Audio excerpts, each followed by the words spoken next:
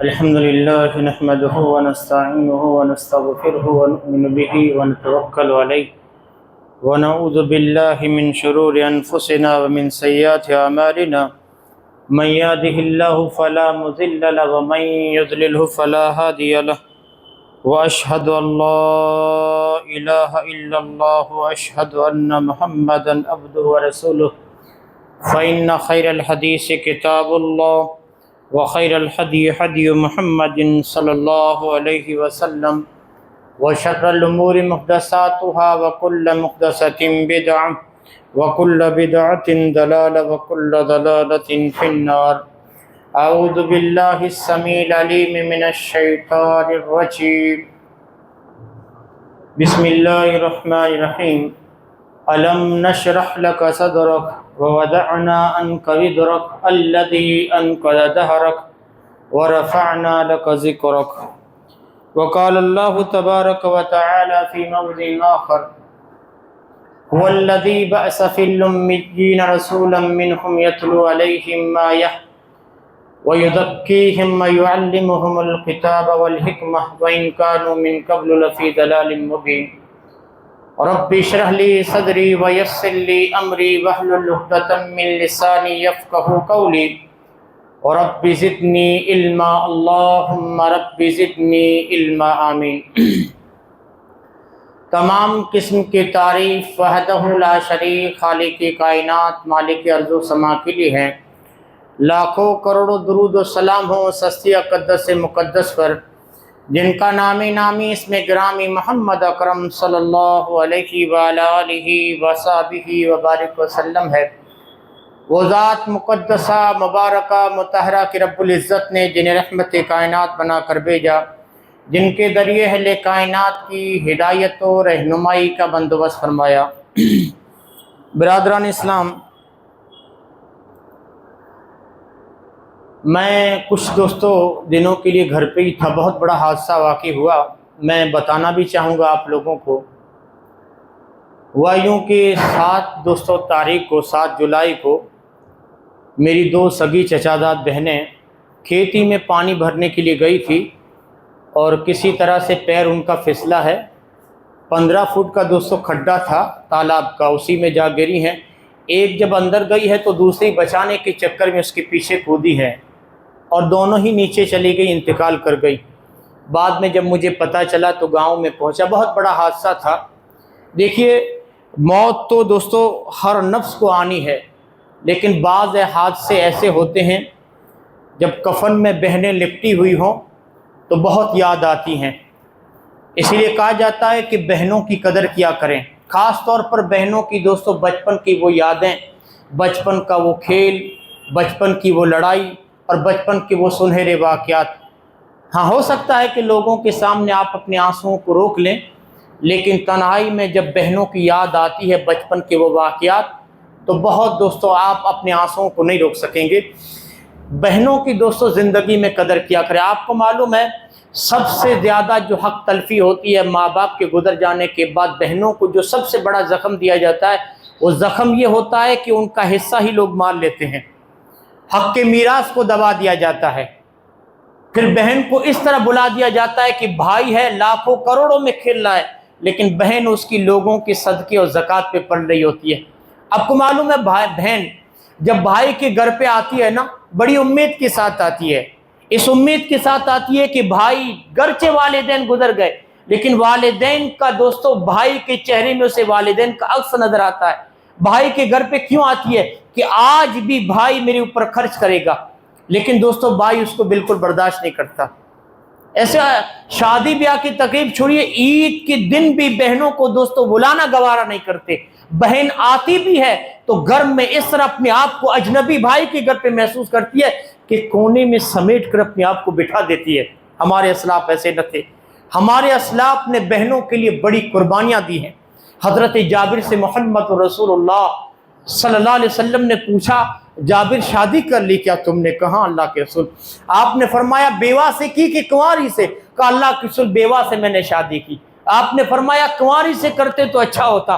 کہا اللہ کے رسول بیوہ سے اس لیے کی ہے، میں نے اپنے نفس کو اس لیے کچلا ہے، اے اللہ کے رسول میں نے اپنی خوشی کی قربانی اس لیے دی ہے کہ میری 9 بہنیں ہیں، ان کے والدین گزر چکے تھے، لیکن والد نے حضرت جابر کو وصیت اور نصیحت کی تھی کہ اپنے بہنوں کا خیال رکھنا۔ اور خیال کس طرح رکھا ہے، کتنی بڑی قربانی، کنواری سے نہیں کر رہے ہیں، بیوہ سے شادی کر رہے ہیں۔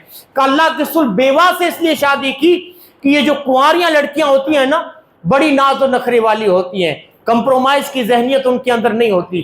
بیوہ سے اس لیے کی ہے، وعلیکم السلام، بیوہ سے میں نے شادی اس لیے کی ہے کہ اللہ کے رسول کبھی میری بہنوں کو کنگھی کر دیا کرے گی، کبھی تربیت کر دیا کرے گی، کبھی تعلیم دے دیا کرے گی، اس لیے میں نے بیوہ سے شادی کی ہے۔ آپ کو معلوم ہے جب بہن کی اس طرح محبت اور بہنوں کی جو لوگ اس طرح قدر کرتے ہیں، اللہ ان کی زندگیوں میں ایسی برکت دیتا ہے۔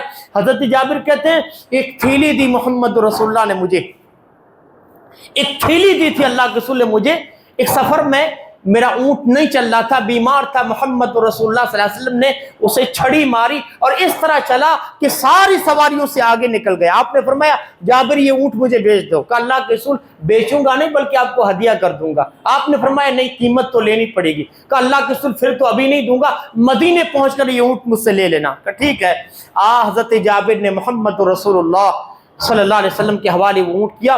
آپ نے حضرت جابر کو تھیلی میں رکھ کر پیسہ دیا، قیمت دی اونٹ کی، پھر بلایا، حضرت جابر جانے لگے، آپ نے جو قیمت جو مقرر تھی اس سے زیادہ دیا، اور جب وہ لے کر نکل گئے، جو تھیلی میں پیسہ تھا لے کر نکل گئے، پیچھے پیچھے محمد رسول اللہ صلی اللہ علیہ وسلم نے وہ اونٹ بھی دے دیا کہ اونٹ بھی رکھو اور قیمت بھی تم رکھ لو۔ اللہ اکبر۔ آپ کو معلوم ہے جو بہنوں کی قدر کرتے ہیں، جو بہنوں کی عزت کرتے ہیں، اللہ ان کی زندگیوں میں کیسی برکت دیتا ہے۔ حضرت جابر کہتے ہیں وہ تھیلی جس میں محمد رسول اللہ نے تھیلی میں رکھ کر پیسہ جو اونٹ کی قیمت مجھے دی تھی، اس تھیلی سے پورا محمد رسول اللہ کے زمانے میں آپ کے پورے عہد میں وہ خرچ کرتا رہا۔ پھر حضرت ابوبکر کے زمانے میں اس تھیلی سے خرچ کرتا رہا، عمر فاروق کا دور گزر گیا، حضرت عثمان کا دور گزر گیا، حضرت علی کا دور گزر گیا، میں اسی تھیلی سے خرچ کرتا رہا، اسی تھیلی سے۔ اور پھر وہ واقعہ دوستو وقعۃ الحرہ کا جو واقعہ پیش آیا تھا، اسی میں حضرت جابر کہتے ہیں کہ وہ تھیلی گم ہو گئی، لیکن اس میں جو پیسہ جو قیمت تھی وہ ختم نہیں ہوئی تھی۔ اس طرح رب العالمین زندگی میں برکت دیتا ہے جو بہنوں کی قدر کرتے ہیں، جو بہنوں کی عزت کرتے ہیں۔ آپ کو معلوم ہے یہ بہنیں جب بڑی ہوتی ہیں شادی کے بعد ہمارے بچوں کی پھوپھیاں بنتی ہیں اور ہمارے بچوں کی تربیت کرتی ہیں، جس طرح ماں اپنے بچوں کی تربیت کرتی ہے، ہمارے بچوں کو سنبھالتی ہیں۔ بڑا دوستو بھائیوں کی زندگی میں بڑا کام آتی ہیں، بڑا کردار ادا کرتی ہیں۔ تو دوستو یہ حادثہ جو پیش آیا وہی دوستو میں گھر پہ تھا۔ دیکھیے الموت قدح کل نفس شاربہ والقبر باب کل نفس داخلہ لو کان فی الدنیا بکاء لما مات خیر المرسلین محمد۔ اللہ رب العالمین کے اس فیصلے پر ہم راضی ہیں۔ دعا کیجئے کہ اللہ ان کی مغفرت کرے۔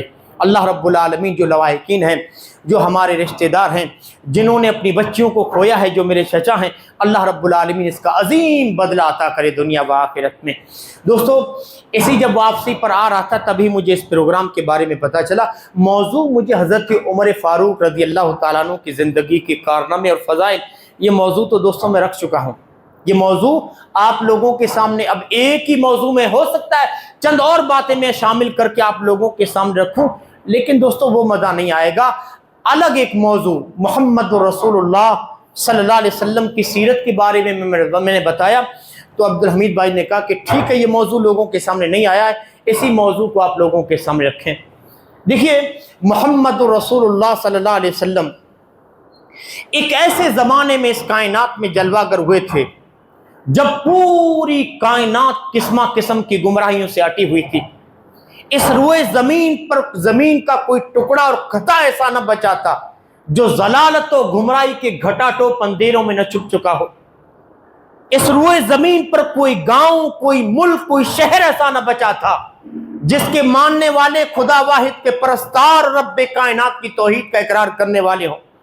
اور تو اور وہ بستی جس بستی کے اندر رب العالمین کی عبادت کے لیے بنایا ہوا پہلا گھر موجود تھا، اس بستی کے رہنے اور باسیوں کی حالت یہ تھی کہ دنیا کا کوئی گناہ، دنیا کا کوئی جرم ایسا نہ تھا جو ان لوگوں کے اندر موجود نہ ہو۔ شراب وہ پیتے تھے، جوا وہ کھیلتے تھے، برائی اور بدکاری کا ارتکاب وہ کرتے تھے۔ ان کے شرفا کا یہ عالم تھا کہ انہوں نے برائی کے لیے باقاعدہ عورتیں رکھی ہوئی تھی، اور ان کے نامور اور معزز لوگوں کا حال یہ تھا کہ ان عورتوں کی کمائی پر وہ گزر بسر کرتے تھے۔ بے اہمیت تھی، بے غیرتی اس قدر عام ہو چکی تھی کہ وہ لوگ جن کے اندر تھوڑی سی بھی غیرت بچی تھی، اپنی بچیوں کو پیدائش کے وقت ہی زندہ درگور کر دینا، زندہ دفن کر دینا یہ مناسب سمجھتے تھے۔ گر دنیا کا کوئی گناہ اور جرم ایسا نہ تھا جو ان لوگوں کے اندر موجود نہ ہو، دوستو جن لوگوں کے اندر محمد رسول اللہ صلی اللہ علیہ وسلم پیغمبر بنا کر بھیجے گئے تھے، ان گناہوں کی وجہ سے، ان جرائم کی وجہ سے اس قوم کے اندر دلیری، شجاعت اور مردانگی نام کی کوئی چیز نہ بچی تھی۔ اس لیے کہ دلیری صرف اس قوم میں پائی جاتی ہے جو قومیں غیرت مند ہو، اور غیرت مند صرف وہ قومیں ہوتی ہیں جو اپنے آپ کو گناہوں کی آلودگیوں سے بچائے رکھتی ہیں، اور جو قومیں، جو لوگ، جو نسلیں اپنے آپ کو گناہوں میں ڈبو دیتے ہیں ان کے اندر غیرت نہیں رہتی، اور جن کے اندر غیرت نہ ہو ان کے اندر شجاعت اور مردانگی نام کی کوئی چیز نہیں رہتی۔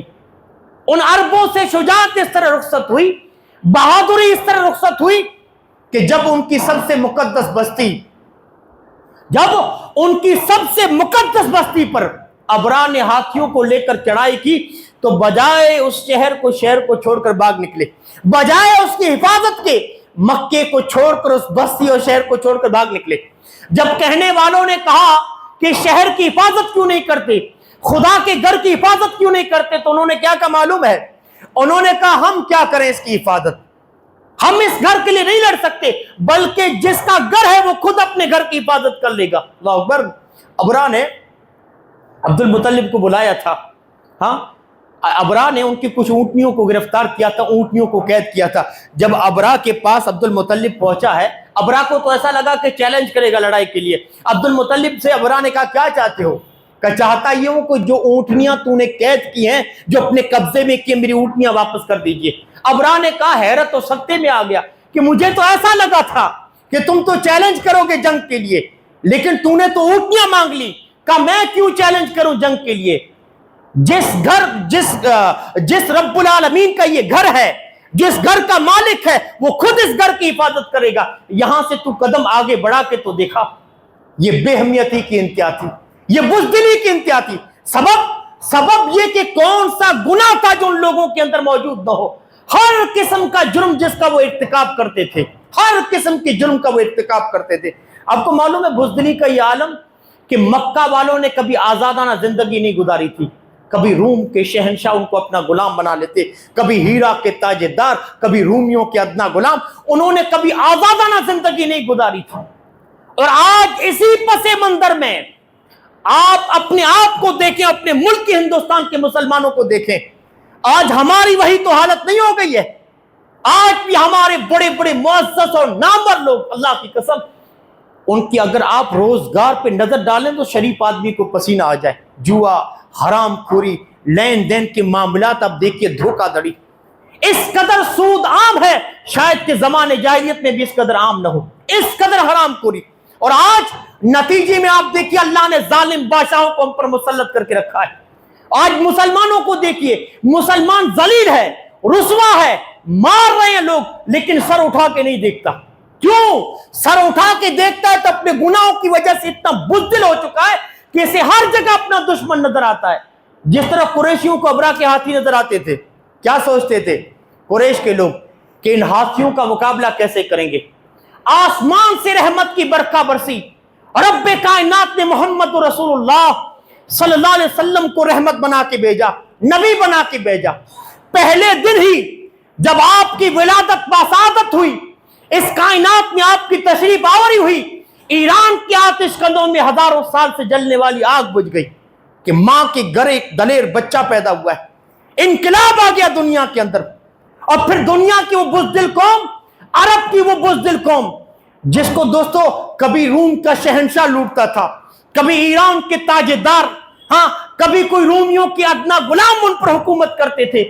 یہ قوم اس قدر بہادر بنی، اس قدر بہادر بنی کہ اپنے سامنے مکے کے عظیم لشکر کو کھڑا دیکھتی ہے۔ ان کا سپہ سالار، مکہ کا گرامی پہلوان، عرب کا نامور شہسوار اور مکے کی فوجوں کا کمانڈر सीना ताने, गर्दन उठाए, अपनी सपों को चीरता हुआ निकलता है। और एक तरफ 13, 14 और 15 साल के बच्चे उसे हकारत की नजर से देखते हैं। क्या हैसियत है उसकी।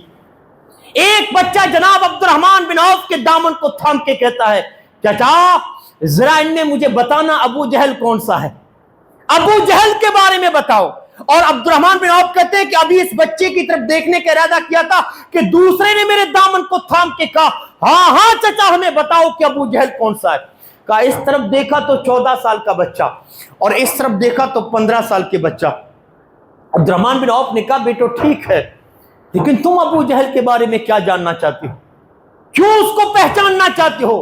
कहा चाचा अबू जहल वो है, हमारी मां हमें बताती है, जो मक्के में मोहम्मद रसूलुल्लाह को गालियां दिया करता था, जो मोहम्मद रसूलुल्लाह को मक्के में बुरा भला कहा करता था। अफराह तेरी कब्र पे रब की करोड़ों रहमतें नाजिल हों, कैसे शहरों को जन्म दिया है तूने। कहा हमें हमारी मां ने बताया है ये मोहम्मद रसूलुल्लाह को दुख दिया करता था मक्के में, बताओ उसका चेहरा में कौन सा अबू जहल। कहते हैं कि बेटो ठीक है, तुम्हारी मां ने तुम्हें बताया है, अबू जहल के बारे में जान भी लोगे, पहचान भी लोगे तो क्या कर लोगे उसका। कहा चाचा ये न पूछो, सिर्फ बता दो कि इस फौज में अबू जहल कौन सा है। कहा मैंने फौज के कमांडर की तरफ इशारा किया, अरब के नामवर शहसवार की तरफ, कि वो जवान रहना अबू जहल है जो अपने घोड़े से आ रहा है, वो अबू जहल है। अब्दुर्रहमान बिन औफ कहते हैं कि मेरी जबान से लफ्ज बाद में निकले हैं। बच्चे पहले मैदान में दौड़ गए और पूरा मैदान गर्दो गबार से अट गया, और जैसे ही मैदान से गर्दो गबार छटा, मैंने देखा कि दोनों पैदल बच्चों ने घोड़े पे सवार अबू जहल को नीचे खींच रखा है। अबू जहल की गर्दन कट चुकी है और दोनों बच्चों की तलवारों से खून टपक रहा है। एक कहता है दुश्मन रसूल को मैंने कत्ल किया, और दूसरा कहता है इसके सर को मैंने कलम किया। लोगों वो कौन सा जज्बा था जिसने इन छोटे छोटे बच्चों के अंदर बिजलियां भर दी। मोहम्मद रसूलुल्लाह सल्लल्लाहु अलैहि वसल्लम को इल्म हुआ, आपने फरमाया फराह तेरे नसीबे का क्या कहना, तेरे नसीबे का क्या कहना। अरे तेरे बच्चे उस जंग में शरीक हुए जिस जंग के सारे शुरका को अल्लाह ने जन्नत की बशारत अता कर दी है। सीरत निगारों ने लिखा है कि जब अबू जहल मरने लगा था, जब उसकी गर्दन कटने लगी थी, जब उसकी सांसें उखड़ने लगी थी, तो उसने कहा था कि हाय मैं उन लोगों के हाथों मारा जा रहा हूं जिनको लड़ने का तरीका भी नहीं आता, जिनको तलवार पकड़ना भी नहीं आता। गज़वे बदर का वाक़या है, बुखारी की हदीस है कि मोहम्मद रसूलुल्लाह सल्लल्लाहु अलैहि वसल्लम ने फरमाया कि खुदा का दुश्मन मर चुका है, खुदा का दुश्मन गारत हो चुका है, जलील हो चुका है, लेकिन कौन है जो अबू जहल की लाश को तलाश करके लाए। इब्न मसूद कहते हैं मैं निकला, मैं अबू जहल की लाश, काफिरों की जो 70 लाशें थी, मैं तलाश करने लगा, अबू जहल कहाँ। कहते हैं कि ऊंधे मुंह पड़ा था, मैंने सीधा किया अबू जहल को, उसकी छाती पे मैंने पैर रख दिया। इब्न मसूद कहते हैं अबू जहल की छाती पर मैंने पैर रखा, घमंड देखिए उसका, तकब्बुर देखिए, रस्सी पूरी जल गई, बल नहीं गए। इब्न मसूद को देखा अबू जहल ने, इब्न मसूद को देखा और क्या का मालूम है, ओ मक्के के चरवा बहुत ऊंची जगह पे चढ़ गया है तू। क्या कहा, ओ मक्के के, इब्न मसूद से अबू जहल ने कहा, ओ मक्के के चरवा बहुत ऊंची जगह पे तूने पैर रख दिया है, तू मक्के का चरवा है और मक्के के सरदार की छाती पे तूने पैर रखा है, बहुत ऊंची जगह पे पैर रख दिया है, खुदा ने जलील कर दिया। यह है तकब्बुर। ये प्लास्टिक की तरह होता है, प्लास्टिक को कहीं बिछा दियो, ऊपर पानी गिराते रहो, पानी नीचे कभी नहीं जाएगा, कभी नहीं जाएगा। ये तकब्बुर ऐसा है ना, दिल पे आ जाए कभी हिदायत के दलीलों के अंबार रख दो, अल्लाह की कसम असर नहीं करेंगे। बहुत ऊंची जगह पे चढ़ गया है। कहा इब्न मसूद मुझे ये बता, मुझे किन लोगों ने कत्ल किया है, मुझे मारा किसने है। कहा तुझे अफरा के बेटों ने मारा है, अंसार ने तुझे मारा है। कहा है मैं उन लोगों के हाथों मारा जा रहा हूं जिनको लड़ने का तरीका भी नहीं आता।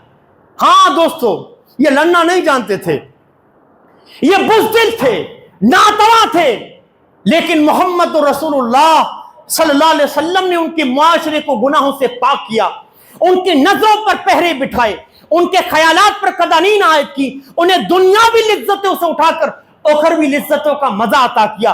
दुनिया की फिर ये बुज़दिल कौम इस कदर बहादुर बनी कि फिर कभी ये सवाल नहीं उठा कि हमारा जिनसे मुकाबला हो रहा है बड़े लोग हैं या उनकी तादाद ज्यादा है। सुनो, محمد رسول اللہ صلی اللہ علیہ وسلم کی زندگی میں ایک موقع وہ بھی آیا کہ جب انہی عربوں پر اسی طرح حملہ ہوا جس طرح ان کے آبا و اجداد پہ حملہ ہوا تھا. دشمن اس وقت ہاتھی لے کر آیا تھا، آج اپنا سب سے بڑا لشکر لے کر آیا ہے. آپ پڑھے لکھے لوگ ہیں، حیران ہو جائیں گے کہ 313 پر 3000 لشکر نے حملہ کیا تھا. 313 پہ 3000 لشکر نے دوستو حملہ کیا تھا. آپ کو معلوم ہے جب محمد رسول اللہ صلی اللہ علیہ وسلم نے یہودیوں جن سے معاہدہ تھا کہ ہم پہ کبھی حملہ ہو تو تم ہماری مدد کو نکلو گے اور تم پہ کبھی حملہ ہو تو ہم تمہاری مدد کو نکلیں گے. یہودی کھسکنے لگے، سارے کے سارے بھاگ کھڑے ہوئے. انہیں پتا چلا سامنے 3000 کا لشکر. انہوں نے کیا کہا تھا معلوم ہے کہ آج صحابہ اور محمد رسول اللہ صلی اللہ علیہ وسلم کو کوئی نہیں بچا سکتا، ان کافروں سے کوئی نہیں بچا سکتا. سارے کے سارے بھاگ کھڑے ہوئے یہودی. اللہ کے رسول صلی اللہ علیہ وسلم نے 313 کو بٹھایا اور بٹھا کے کہا کہ او میرے صحابہ، تم میں سے بھی اگر کوئی پلٹنا چاہے تو پلٹ سکتا ہے، تم میں بھی اگر کوئی واپس جانا چاہے تو جا سکتا ہے. آپ کو معلوم ہے صحابہ نے اللہ کے رسول صلی اللہ علیہ وسلم سے کیا پوچھا معلوم ہے؟ اس وقت ایک صحابی اٹھ کھڑے ہوئے، ایک سوال کیا اللہ کے رسول سے کہ اگر ہم ہی پلٹ گئے تو آپ اکیلے کیا کریں گے؟ کیا کہا؟ اگر ہم ہی چلے گئے تو آپ اکیلے کیا مقابلہ کریں گے اس لشکر کا؟ ہائے، قائد ہو تو ایسا، کمانڈر ہو تو ایسا، جرنیل ہو تو ایسا، تاجور اور تاجور ہو تو ایسا.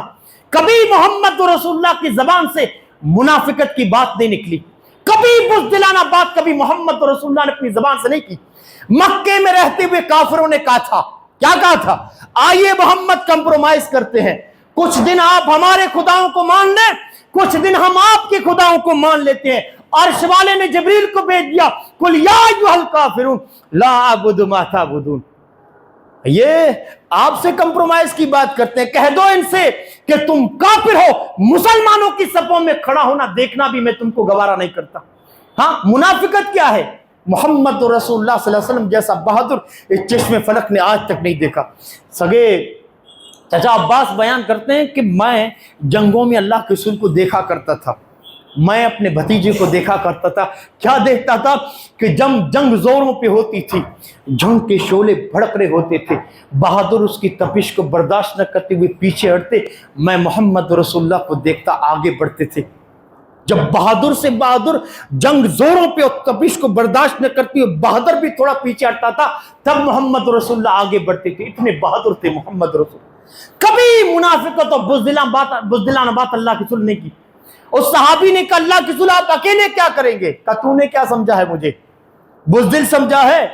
پوری دنیا روٹ جائے، سارے کے سارے چلے جائیں، یہ جسم فلک دیکھے گا کہ محمد رسول اللہ 3000 کا اکیلا مقابلہ کرے گا، اکیلا محمد رسول اللہ مقابلہ کرے گا.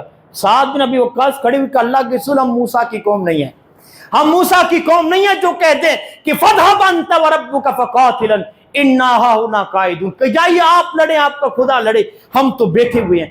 اے اللہ کے رسول ہم تو وہ ہیں، ہم تو وہ ہیں، آپ اشارہ کیجئے سمندر کے سینے چیر دیں گے. آپ سے نہیں پوچھیں گے کہ آپ نے اشارہ کیوں کیا، آپ حکم کیجئے پہاڑوں کی چٹانوں سے چھلانگ لگا دیں گے، نہیں پوچھیں گے کہ آپ نے حکم کیوں دیا. محمد رسول اللہ صلی اللہ علیہ وسلم کا چہرہ خوشی سے دمک اٹھا. آپ نے فرمایا او میرے صحابہ، دشمن اپنے بازو پہ، اپنے ہتھیاروں پہ، اپنے تعداد پہ بھروسہ کر کے آیا ہے، اور محمد رسول اللہ خدا کی ذات پہ بھروسہ کر کے آیا ہے. ان ولی اللہ الذی نزل الکتاب. لوگوں، تمہارا قائد، تمہارا مرشد، تمہارا پیغمبر، تمہارا ہادی، تمہارا نبی وہ آدمی ہے جس کے بارے میں ایک ہندو شاعر نے کہا تھا کہ ایک عرب نے آدمی کا بول بالا کر دیا، اور جس کے بارے میں کسی نے کہا تھا مائیں جنتی ہیں ایسے بہادروں کو کھال کھال، کہ ان جیسا جانباز، ان جیسا بہادر اور ان جیسا شجاع اور کائنات کی طاقتوں کو اپنی نگاہوں میں نہ لانے والا ایسا انسان جسم فلک نے کبھی نہ دیکھا. مدینے کی بستی پر رات کی تاریکی میں کفار نے شبخون مارا، لوگ گڑبڑا کر اٹھے، گھوڑوں پر زیریں کسیں، اسلحے سے لیس ہو کر مدینے کی سرحدوں کی طرف بڑھے. جب یہ صحابہ مدینے کی دفاع کے لیے مدینے کی سرحدوں کی طرف جا رہے تھے، محمد رسول اللہ تنہ تنہا مدینے کی سرحدوں سے واپس آ رہے تھے. صحابہ دیکھ کر حیران ہے کہ اللہ کے رسول آپ کہاں تھے؟ مدینے پر حملہ ہوا ہے، آپ نے فرمایا او میرے صحابہ تم جاؤ آرام کے ساتھ سو جاؤ، محمد رسول اللہ تمہاری دفاع کے لیے اکیلا دشمنوں کو بھگا آیا ہے، محمد رسول اللہ اکیلا دشمنوں کو بھگا آیا ہے۔ تم اس بہادر نبی کی امت ہو، تم اس شجاع نبی کے ماننے والے ہو، اور مجھے آج اس مسجد میں کھڑے ہو کے دوستو بولتا ہوں ایک بات، آج جس زمین پر نبی کے وارث اگر بچے ہیں تو آپ لوگ ہیں، آپ لوگ۔ کیوں؟ کیونکہ اوروں نے نبی کے چہرے کو دیکھنے کے بعد اپنے چہروں کو کسی اور کی طرف پھیر لیا ہے، کسی نے اپنا رخ امام ابو حنیفہ کی طرف کر لیا، کسی نے امام شافعی کی طرف کر لیا، اور ہم نے سارے لوگوں کے چہروں کو دیکھ کر اپنی آنکھوں کو بند کر لیا اور کہا کہ سب کچھ خدا سے مانگ لیا تجھ کو مانگ کر، سب کچھ خدا سے مانگ لیا تجھ کو مانگ کر، اٹھتے نہیں ہاتھ میری اس دعا کے بعد۔ اے اللہ ہمیں اس نگاہ کی ضرورت ہی نہیں ہے جو محمد رسول اللہ کے چہرے کو دیکھ کر کسی اور چہرے کی تلاش میں نکلے، ہمیں بس اسی کا رخ زیبا کافی ہے جس کے بارے میں کسی نے کہا تھا کہ یا صاحب الجمال و یا سید البشر من وجہک المنیر لقد نبر القمر لا یمکن الثنا کما کان کہو بعد از خدا بدرگت ہوئی۔ قصہ مختصر، ہاں، جس کے بارے میں حسان ابن ثابت نے کہا تھا وَأَحْسَنَ مِنْكَ لَمْ تَرْكَتْ عَيْنِي وَأَجْمَلَ مِنْكَ لَمْ تَلِدِ النِّسَاء خُلِقْتَ مُبَرًّا مِنْ كُلِّ عَيْبٍ كَأَنَّكَ قَدْ خُلِقْتَ كَمَا تَشَاءُ۔ جس کے بارے میں کسی نے کہا تھا کہ مَزَتِ الدَّهْرُ وَمَا أَتَيْنَا بِمِثْلِهِ مَزَتِ الدَّهْرُ وَمَا أَتَيْنَا بِمِثْلِهِ وَلَقَدْ أَتَى فَأَجَزْنَا نُدْرَائِ۔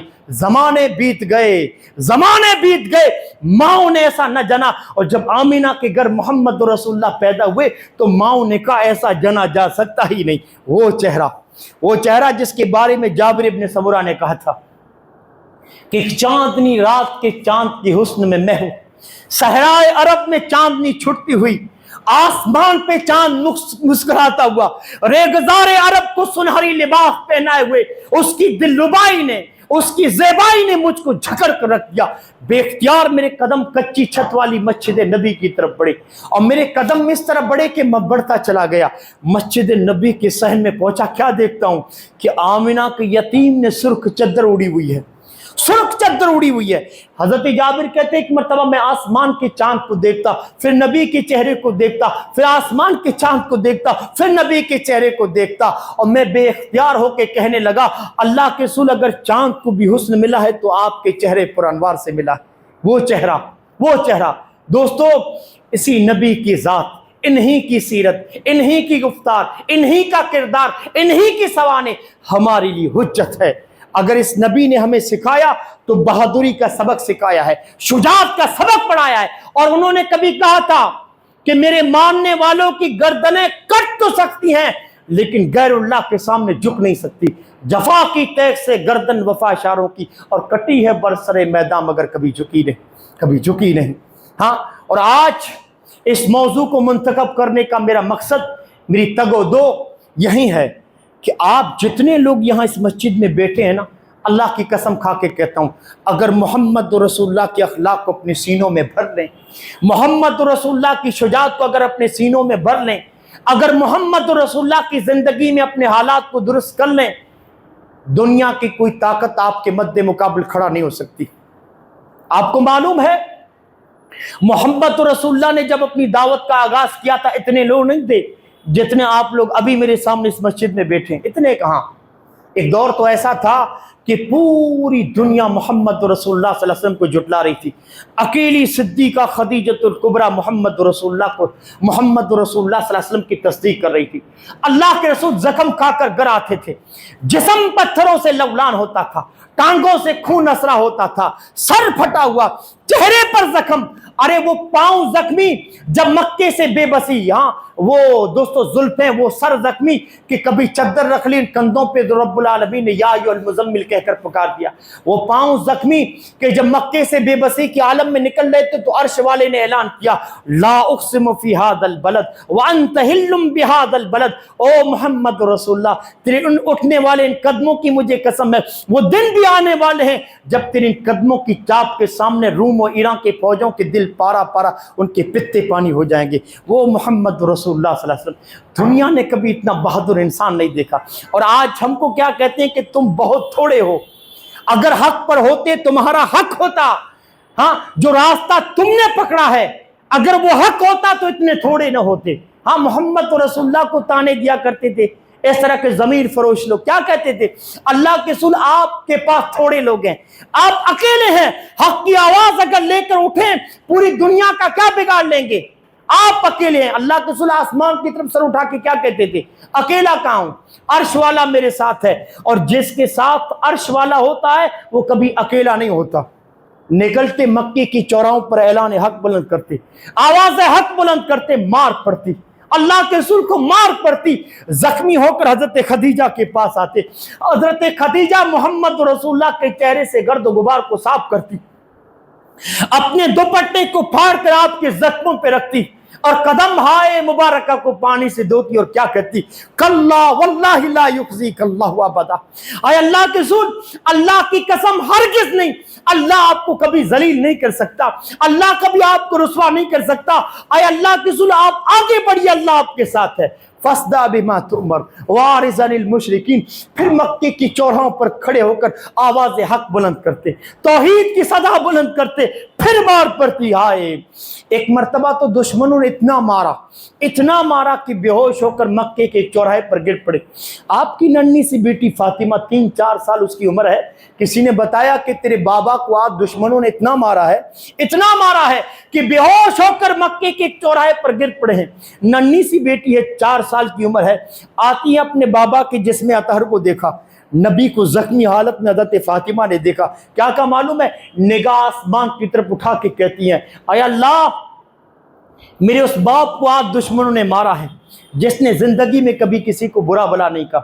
ارے برا بلا تو چھوڑیے، میں نے اس دن بھی اپنے بابا کو دیکھا تھا جب تیرے دربار میں کھڑا تھا، نماز کی حالت میں کھڑا تھا اور دشمنوں نے گلے میں کپڑا ڈال کر گلے کو گھونٹ رہے تھے، ہاں گلا دبا رہے تھے۔ میرے بابا کی آنکھیں ابل کر باہر آ چکی تھی، آنکھیں ابل کر باہر ہو چکی تھی، اس وقت بھی میرا بابا تیرے دربار سے نہ ہٹا تھا۔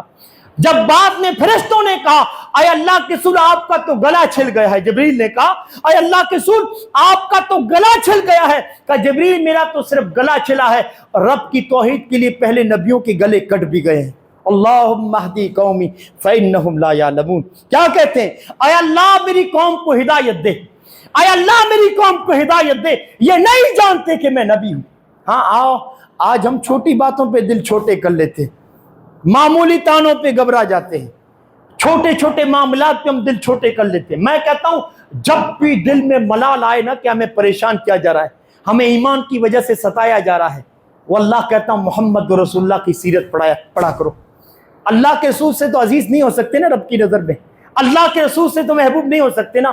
ارے وہ تھے جب چلتے تھے تو جبریل ان کی رکاب تھامتے تھے، جن کی حرکتوں کو رب نے قرآن کے حروف بنا دیے۔ جب نگاہ آسمان کی طرف اٹھائی تو رب نے قبلے کو تبدیل کر دیا۔ جس جگہ وہ لیٹے اللہ نے اسے روضۃ من ریاض، ان کی فضیلت تو دیکھیے، جس جگہ وہ تھوڑی دیر کے لیے لیٹے اللہ نے اسے روضۃ من ریاض الجنہ بنا دیا۔ جس قبرستان میں انہوں نے مردے کو اتارا اللہ اسے جنت البقیع قرار دے دیا۔ ہاں جب ان کے وضو کے قطروں کو لوگ زمین پہ نہیں گرنے دیتے تھے، ہاں جب ان کی پیشانی پہ شکن آتی تھی فاروق تلوار بدست ہو جاتے تھے، جن کے ایک نگاہ دوستو پڑ جائے ان پہ اور انسان ایمان لے آئے کلمہ پڑھ لے اللہ جہنم کو اس پہ حرام کر دیتا تھا۔ ہاں ہم اس سے بھی عزیز ہو گیا کیا؟ ہاں اگر رائے حق میں ہم پر تکلیفیں آتی ہیں، مصیبتیں آتی ہیں تو محمد رسول اللہ کی سیرت پڑھ لیا کرو۔ اللہ کہتا ہوں ہمیں کیا معلوم کہ حق کے رائیوں کو، حق کے لیے کن صعوبتوں کو برداشت کرنا پڑتا ہے۔ اور حضرت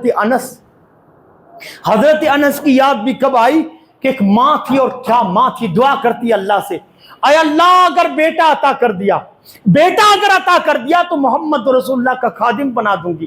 آج مائیں دعا کرتی ہیں کیا؟ اے اللہ اگر بیٹا عطا کر دیا تو ڈاکٹر بناؤں گی، انجینئر بناؤں گی۔ انس کی ماں تیرے نصیبی کا کیا کہنا، کہ بیٹا اگر دے دیا تو محمد رسول اللہ کی خدمت کے لیے وقف کر دوں گی۔ 10 سال خدمت کی حضرت انس نے، کتنے؟ 10 سال۔ انس کی ماں تیرے نصیبے کا کیا کہنا، اور انس تیری قسمت کا کیا کہنا۔ محمد رسول اللہ صلی اللہ علیہ وسلم کی خدمت، یہ رتبہ بلند ملا جسے مل گیا۔ ماں نے وقف نہیں کیا تھا، اللہ کو بچہ پسند آیا کہ جا نبی کی خدمت کر، 10 سال خدمت کی۔ 10 سالوں میں آپ کو معلوم ہے، حضرت انس سے کسی نے پوچھا کہ 10 سال میں تو نے نبی کو کیسا پایا؟ 10 سال کم عرصہ نہیں ہوتا، بہت بڑا عرصہ ہوتا ہے، کہ کیسا پایا تو نے نبی کو؟ حضرت انس نے کہا تم محمد رسول اللہ کے اخلاق کے بارے میں پوچھتے ہو؟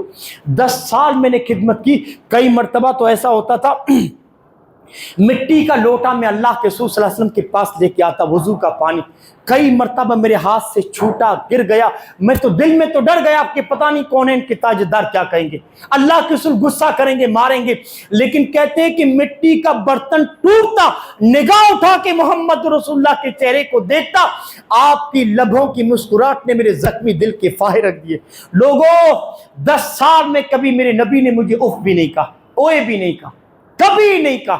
ارے یہ تو جانثار ماں کا بیٹا تھا، یہ تو نبی پہ جان قربان کرنے والی ماں کا بیٹا تھا، یہاں تو نبی کے صبر، نبی کے اخلاق اور نبی کی رحم دلی کو اس نے بھی آزما کے دیکھا تھا، جو نہ وفادار تھا، نہ جانثار تھا، نہ یار تھا، جس نے محمد رسول اللہ کو دیکھا بھی نہیں تھا، تاجور تھا، تاجور تھا، بادشاہ تھا، حاکم تھا، پکڑ کے لایا گیا اور مسجد نبی سے اس کو باندھ دیا گیا۔ اللہ کے رسول کو خبر دی گئی، سمامہ یمامہ کا گورنر پکڑا ہوا آیا ہے اور مسجد نبی کے اندر بندھا ہوا ہے، اور رؤوف رحیم تشریف لے گئے اللہ کے رسول اس کے پاس۔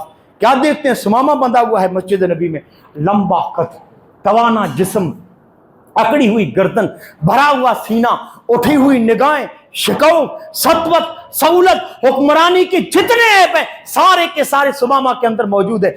اللہ کے رسول آگے بڑھے، سمامہ سے پوچھا کیا حال ہے، کیا حال ہے؟ سمامہ نے کیا کہا معلوم ہے؟ کہا مجھے کوئی پرواہ نہیں ہے، محمد رسول اللہ صلی اللہ علیہ وسلم سے کہہ رہے ہیں۔ اللہ کے رسول صلی اللہ علیہ وسلم نے فرمایا خیریت تو ہے؟ اس نے کہا جاؤ، نہ تمہارے آرام کی پرواہ ہے، نہ تمہاری تکلیف کا خدشہ ہے، جو جی چاہے کر لو، جو جی چاہے۔ اللہ کے رسول صلی اللہ علیہ وسلم نے سمامہ کا یہ تیور دیکھا، آپ نے فرمایا بڑا تیز مزاج آدمی ہے۔ صحابہ سے کہا کہ تکلیف تو نہیں پہنچائی ہو، اتنا غصے میں کیوں ہے؟ صحابہ نے کہا اللہ کے رسول ابھی تو گرفتار کیا ہے، لیکن ہمت تو دیکھو اس کی۔ آپ نے فرمایا سمامہ ذرا نظر اٹھا کے دیکھو تو صحیح، ایک مرتبہ میرے چہرے پہ نظر ڈالو تو اس نے کیا کہا معلوم ہے؟ اس نے کہا ان تقتل تقتل ذا دم وان تنعم تنعم علی منعم۔ کیا نظر اٹھا کے دیکھنے کی بات کرتے ہو؟ جا، یا تو مجھے قتل کیا جائے گا، خون کا بدلہ لیا جائے گا، یا احسان کر کے مجھ پہ چھوڑ دیا جائے گا، جا آپ کے چہرے کو نہیں دیکھتا۔ میں کہتا ہوں محمد رسول اللہ صلی اللہ علیہ وسلم سے جو گستاخی بے ادبی سمامہ نے کی ہے، جبریل و امین بھی غیظ و غضب میں آ چکی۔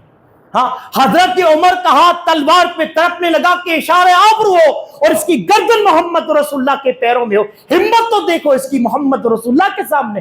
ہاں، لیکن آپ کے چہرے پر مسکراہٹ ہے۔ آپ نے فرمایا سمامہ میں تجھے کچھ نہیں کہتا، جتنا غصہ ہے جو جی چاہے نکال لے، لیکن ایک مرتبہ میرے چہرے کو دیکھ لے، ایک مرتبہ۔ اس نے کیا کہا معلوم ہے؟ اس نے کہا جا، کائنات میں تجھ سے بدصورت چہرہ کسی کا ہی نہیں، لم مروجہ اکبہ من وجہک علی وجہ البصیرہ، کائنات میں تجھ سے بدصورت چہرہ کسی کا ہے ہی نہیں۔ کس کو کہا معلوم ہے؟ ان کو کہا جن کے بارے میں کسی نے کہا تھا حسن یوسف دم عیسیٰ ید بیداداری اور آچا خوبہ ہما دارن تو تنہا داری۔ ہاں، کہ ایسا حسین بچہ کسی ماں نے جنا ہی نہیں، اور اتنا حسین وجود جس میں فلک نے دیکھا ہی نہیں۔ ہاں، اور بات حسن کی آئی ہے نا، تو آج ہم سے بھی سن لیجئے۔ آج وہ لوگ ہمیں اپنے آپ کو پیر کہلواتے ہیں جن کے چہروں کو آپ دیکھیں اللہ کی قسم گرہن لگا ہوتا ہے۔ ان کے چہروں کو اگر صبح میں آپ دیکھ لینا، شام تک روٹی آپ کو نہیں میسر آئے گی، ایسے گرہن لگے ہوئے چہرے کو کیا کہتے ہیں؟ یہ ہمارے پیر ہیں۔ اور کیا کہتے ہیں معلوم ہے؟ کہ ان کی زیارت کے لیے محمد رسول اللہ ان کے پاس آتے ہیں۔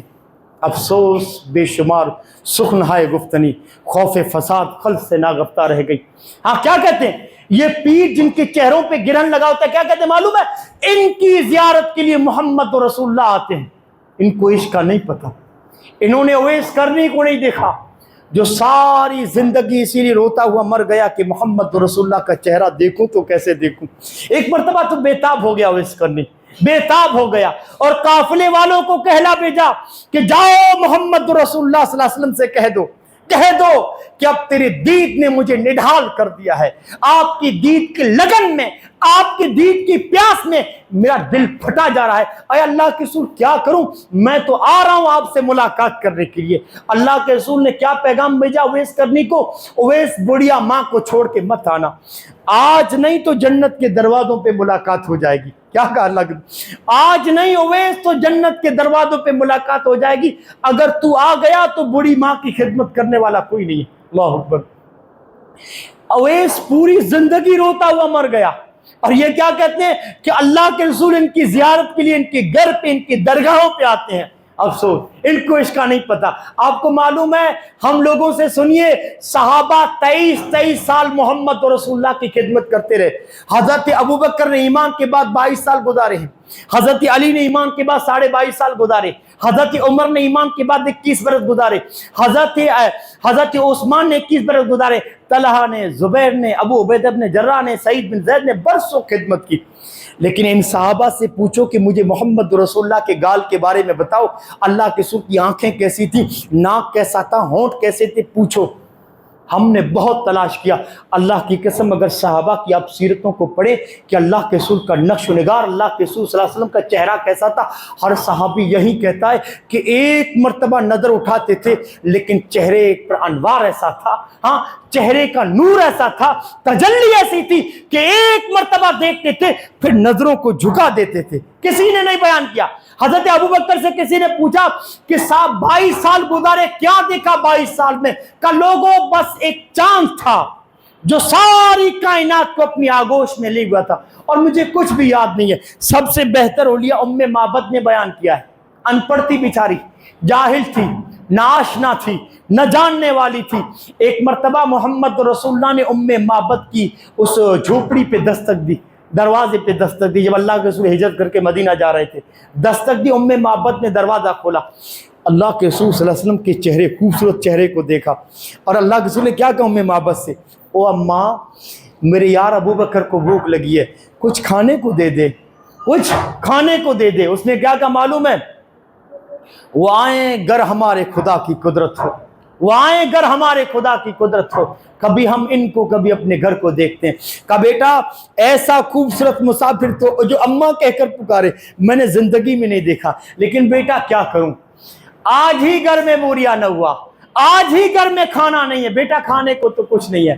محمد رسول اللہ صلی اللہ علیہ وسلم کی نظر صحن خیمہ میں بندھی ہوئی ایک بکری پر پڑی، بکری بندھی ہوئی تھی صحن میں۔